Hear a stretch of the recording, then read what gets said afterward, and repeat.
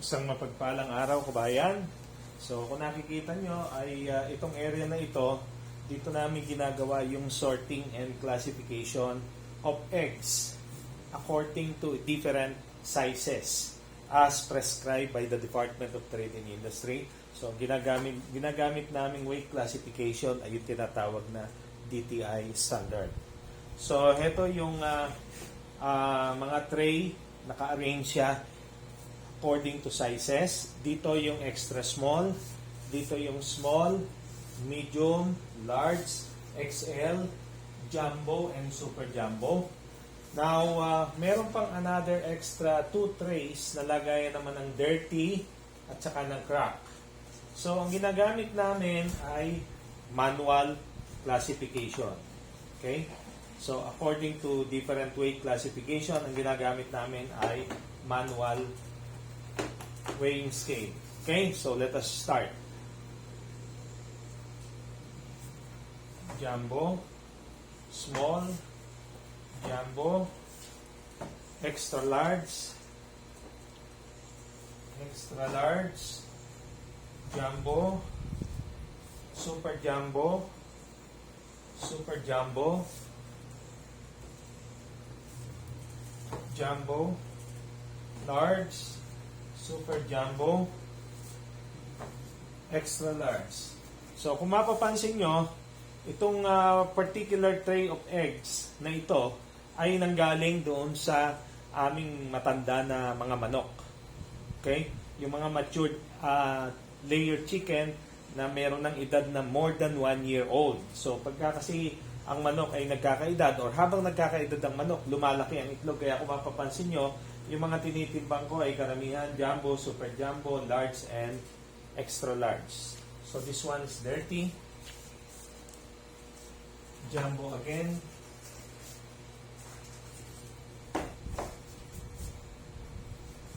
Dirty. Super jumbo. Jumbo. Extra large. Jumbo again. Another jumbo. Jumbo, extra large, super jumbo.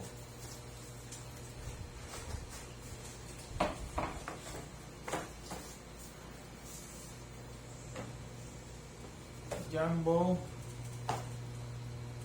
XL, super jumbo, jumbo, XL. Okay. Now, ito namang tray na ito ay itlog ito noong bagong batch. Mga 4 to 5 months old pa lang siya. Dirty. So, kaya kung mapapansin natin, ito ay maliliit. Medium, large, extra large, medium, large, small, large, medium, large.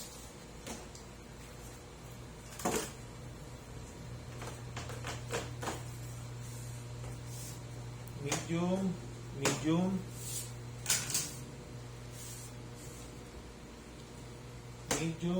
large,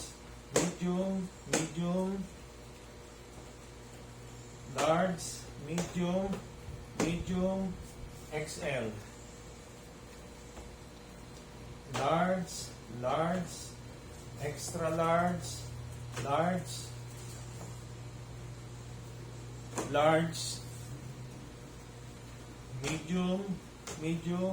medium, large,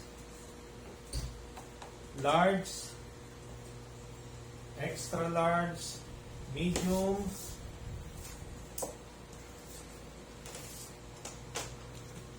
dirty, large,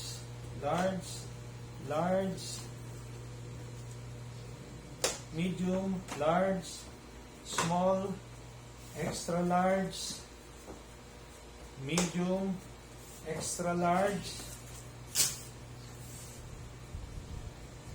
large, extra small, medium,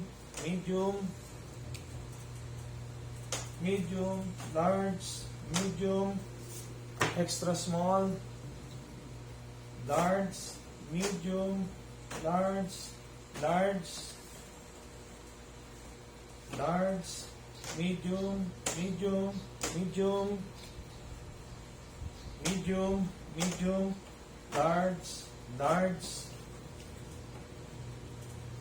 medium, medium, medium, large,